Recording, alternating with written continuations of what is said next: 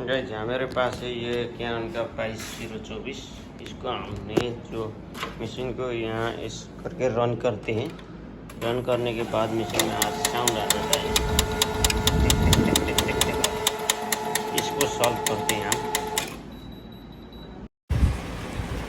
उसके लिए चल दो निकालते हैं इसको बाहर, इसको अनलॉक करते हैं। उसके बाद